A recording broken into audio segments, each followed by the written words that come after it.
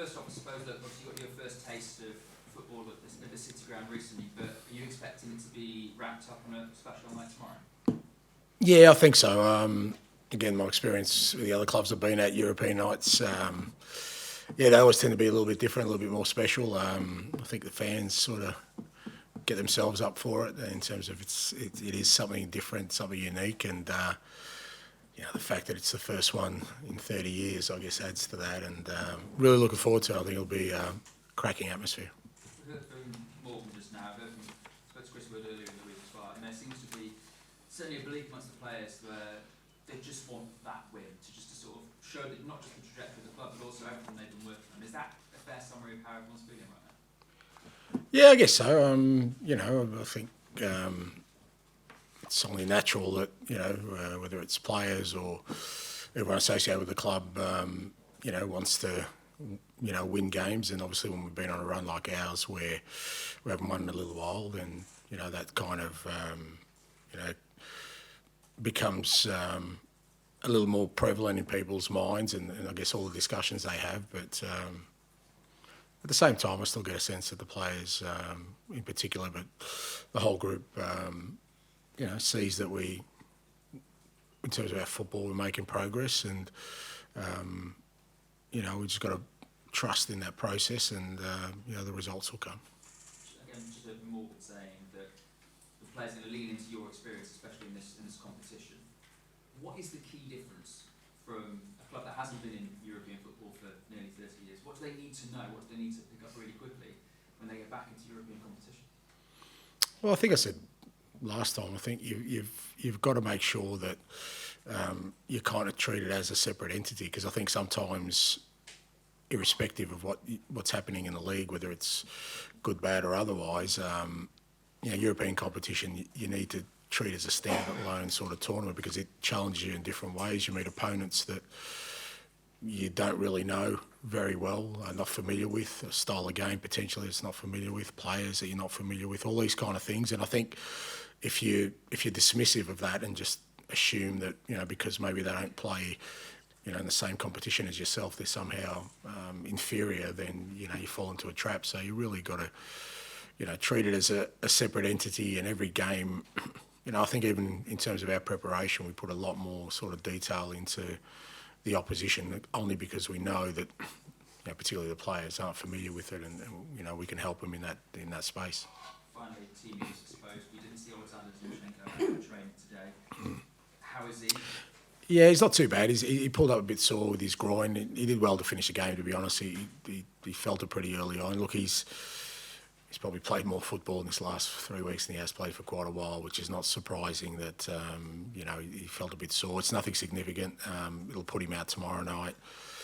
Probably the weekend, with us knowing that the international window is straight after it. So I think with him, I mentioned Douglas Luiz and a couple of others, I think we're going to take this time to make sure that, we have them up and running for the next period of games. You've got enough numbers at the back that are out. Murillo just coming back as well. Yeah, Murillo should be good. He's trained last sort of 3 days, had a good solid block. First time he's had sort of solid block of training, so he's available. But we're a little bit short there. I mean, it's always the way it goes in football. We don't have too many injuries, but we've lost 2 fullbacks and a defender, and I think that has been a little bit disruptive when you look at sort of Forest and their defence last year. Murillo and Ola were kind of constants in it, so we haven't had them. But having said that, I've been really happy with the likes of Morata and Zinchenko and the jobs they've done. So just maybe somebody else will step up. Thanks, Anton. Charlie Slater for BBC. Thank you, hi Ange. First, do you curse your luck a little bit when it comes to the injury side of things? I look at Ola last year, Murillo virtually ever present, and then you walk in the door and 2 of them pick up injuries like that. Yeah, but I mean, to be honest, it's not too bad at the moment. I mean, Ola was kind of, it was just one of those things where, they go away international duty, it happens. And Murillo, he gets a knock in the first 15 minutes of the game I'm in charge with. But I think that's, in my experience, that's the constant. One of the constants of my role is that there's always a challenge. You can have everyone fit, but there are other issues you've got to deal with. I think we're in a decent space at the moment from a sort of fitness perspective. Obviously, in the last sort of 4 or 5 games, I made a lot of changes to the lineups, which maybe has disrupted our fluency a little bit. But I think, for the most part, at least it means through this block, we've got a decent base for all the players. They've all played some part, which I think, like I said, we're going to need because, you know, as you see, with every sort of block of games we have between the windows, between now and Christmas, it's pretty demanding. It's every 3-4 days, and you know, having guys ready to participate and in good physical conditions is going to help us. How helpful would it be to get rid of this whole narrative of still not won, still not won? Just obviously you want to win, but how helpful would it be to just kill that narrative? Look, I think it'll be helpful in terms of, for me, it's about the players, right? So I just think, you know, they've embraced what we're trying to do, and since I've come in, we're obviously doing things differently. I think that's quite obvious to everyone, and the players have bought into it. But I want them to get the rewards of it as well, because they're working awfully hard. You know, just about every physical metric we have, you know, they're producing sort of their best performances. When you look at our football, you know, we're creating more chances than the opposition. We're kind of dominating in every sort of aspect, but we're not winning. And you want the players to feel the reward of that, because I think that accelerates growth and belief. You know, when you don't sort of get over the line, even though the belief is still there, they don't get that reward and enjoyment that is required to continue that. So, but, you know, there's only one way to fix that, and that is, and I don't think it's, you know, going away from what we're doing, that's for sure. You know, we've just got to keep doing what we're doing, and you know, I'm really confident that the results will come. Can you speak to the pride that you'll have in leading a team like this with such European history into a first European game here at the City Ground for nearly 3 decades? Yeah, really privileged, I guess. And, you know, you talk about fortune. Well, you know, that's on the back of the work of guys like Coops and Nuno that have got us to this point. So, you know, I'm kind of the beneficiary of that, and I don't take that lightly. And it is a privilege, but you know, it's one that I'm looking forward to, the responsibility of leading the club back in Europe for the first time in 30 years, and hopefully making it a campaign to remember. And, you know, more importantly, I think it's something that, you know, this football club wants to do on a regular basis, you know, every season. So, yeah, looking forward to it. Like I said, you know, just my previous experience with other clubs, the European nights are always special, and I think on the back of a 30-year absence, I've got a feeling tomorrow night's going to be one of those days, one of those nights, sorry. Last but certainly not least, what do you know about Midtjylland? Yeah, a fair bit. Have experience playing against them. I think it was at Celtic when we played them in European football, and yeah, they're one of those clubs where you know they've done things in their own distinct way, fair to say, and have had great success doing it that way. You know, real clear identity in terms of their football. They've had, you know, managerial changes, but you wouldn't know it with the way they play. You know, the kind of players they recruit. They've always had a really clear recruiting philosophy that works for them, and this team's no different.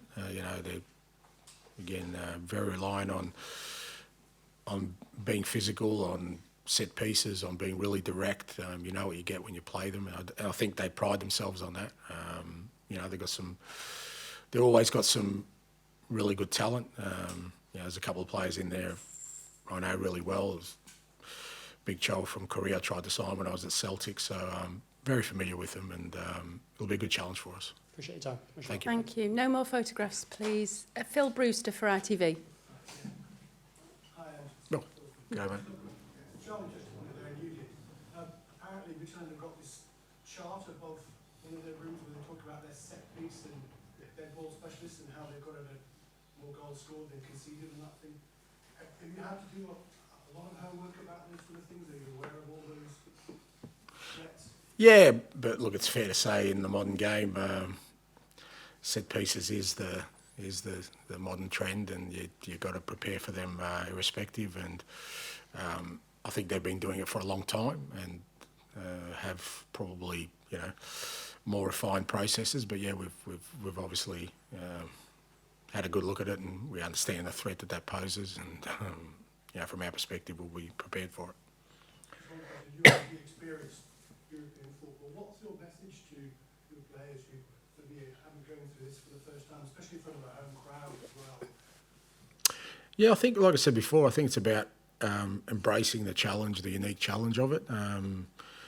Sometimes in the Premier League, you go into an arena with a lot of things that you already know, in terms of maybe the atmosphere, maybe the opposition, the players you're facing, everything's pretty familiar. Europe sometimes isn't about that. It's about the unfamiliar and how you embrace that. And I think it's exciting. I think it helps you develop as a footballer when you challenge yourself in that way. And I think if you take that sort of mindset into it, then it becomes something exciting. It breaks kind of the monotony of your everyday existence, where this is something different, something unique. And I think I think all players who are involved in European competition say that once whatever campaign's finished, they can't wait to get into another campaign. Thank you, Phil. Questions from the floor? How do you remember those two games with Celtic against Midtjylland back in 21? Yeah, tough games. It was early period at Celtic, and I don't think we'd won a game in 5 or 6. That's familiar territory for me. And they were tough games, home and away. Really good, big challenges for us, and I thought it was a great atmosphere at Celtic Park, but it was a really tight game. But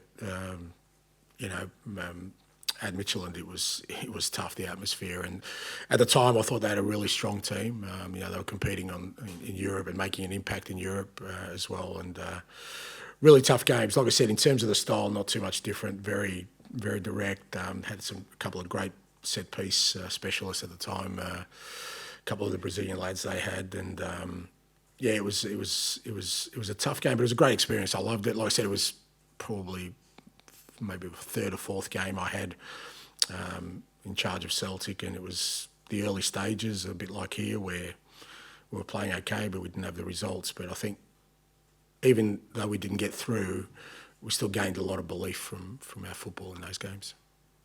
Yeah. Ange, another Danish journalist here. Yeah. You talked about the Joe early on. Are there other players you see as threats or players you have to keep an eye on? Or? Yeah, I think I think they're always in every team, but I always start with kind of the basis of, is there something that the team does distinctively? And with Midtjylland, they do, irrespective of who's playing. The threats are kind of similar. They play a really, like I said, they really test you in ways. They test you physically. They test you with the way they play their football. They're very vertical. They get from one end to the other very quickly. They test you with their size.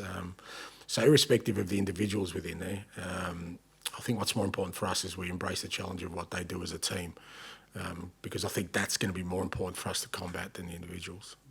Have you been following Joe's career after? Yeah, very closely, because I tried really hard to sign him at Celtic, and he ended up turning me down, so I wasn't happy. But at the time, he was going really well, and you could see the attributes he had. Obviously, his career's gone sort of in a couple of different directions since then, but certainly I know him really well because of I kind of studied him very closely in the scouting department when we were looking to sign him. You have a wonderful track record when you look at your career, and a lot of years ahead of you still. But we're trying to have a young coach in Tuchel, his first senior job. Do you feel you have an upper hand in kind of match like this?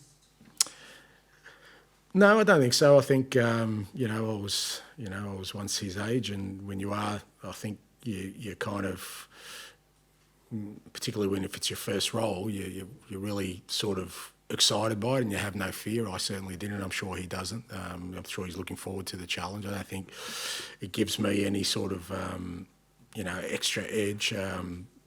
Ultimately, it's about how we prepare our players. They're the ones that are going to be the combatants out there, and I'm looking forward to meeting him tomorrow. Like I said, he's starting off, hopefully a long journey where he gets to my age and he's still doing what he loves. That's the goal, I guess, for every young manager. And thankfully, I'm at the other end where one day I don't have to be doing a lot of this stuff anymore. So, but yeah, looking forward to meeting you. Thank you.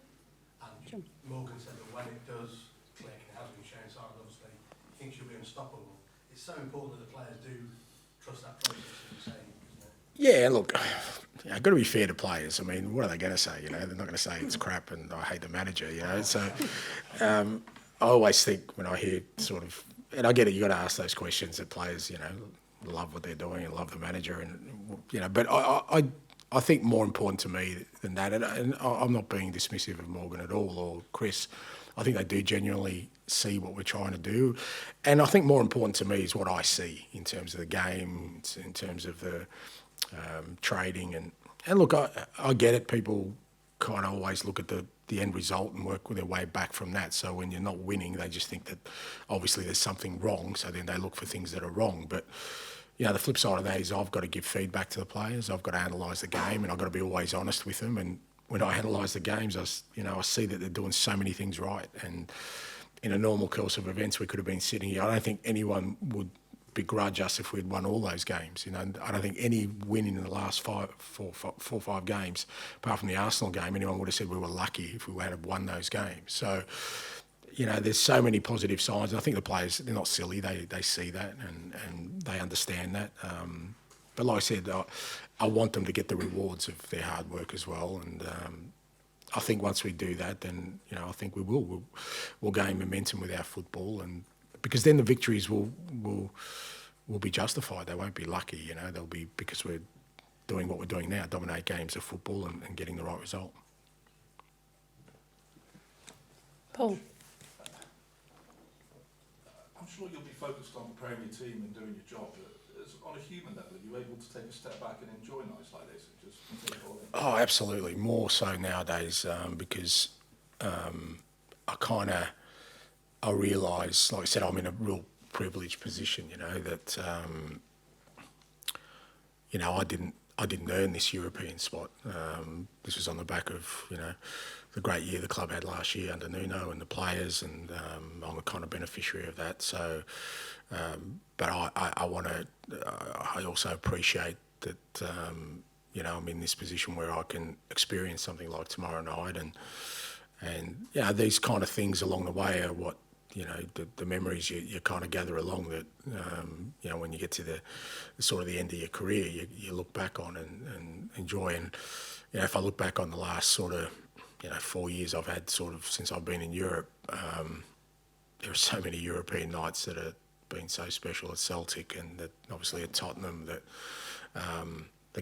the chance that I get to experience that tomorrow night is one I'll treasure for sure.